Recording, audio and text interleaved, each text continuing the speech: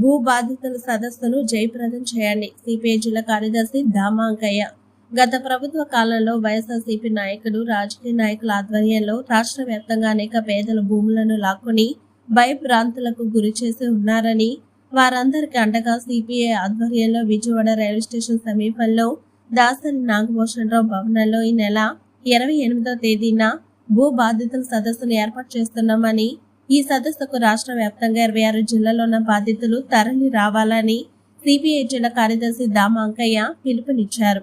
ఆదివారం పట్టణంలోని స్థానిక జర్నలిస్ట్ క్లబ్ నందు మీడియా సమావేశం ఏర్పాటు చేసి ఆయన మాట్లాడుతూ, రాష్ట్ర వ్యాప్తంగా అధికారాన్ని అడ్డం పెట్టుకుని వైసీపీ నేతలు, రాజకీయ నాయకులు పేదల భూములను బలవంతంగా లాక్కుని ఆక్రమించుకున్నారని, అలానే చిత్తూరు జిల్లాలో వైసీపీ మాజీ మంత్రి పెద్దిరెడ్డి రామచంద్రరెడ్డి చేసిన భూ భాగోతాలు బయటకు వస్తాయని, దానికి సంబంధించిన ఫైల్స్ ను ఆర్డీఓ ఆఫీసులో తగలబెట్టారని అన్నారు. అలానే అగ్రిగోల్డ్ బాధితుల భూములు కూడా బయటకు వచ్చేసరికి వాటిని కూడా తగలబెడుతున్నారని ఆరోపించారు. కావున ఎవరైతే గత ప్రభుత్వంలో భూములు కోల్పోయిన బాధితులు రాష్ట్ర వ్యాప్తంగా ఉన్నారో వారందరూ సిపిఐ పార్టీ ఆధ్వర్యంలో భూ బాధితుల సదస్సును ఏర్పాటు చేశామని, ఈ సదస్సులో బాధితులు వారి భూ వివరాలు చెప్తే సమస్యలను చర్చించి ప్రభుత్వం దృష్టికి తీసుకెళ్లి వివరించి బాధితులకు వారి భూములను ఇప్పించేందుకు సిపిఐ పార్టీ పోరాటం చేస్తుందని తెలిపారు.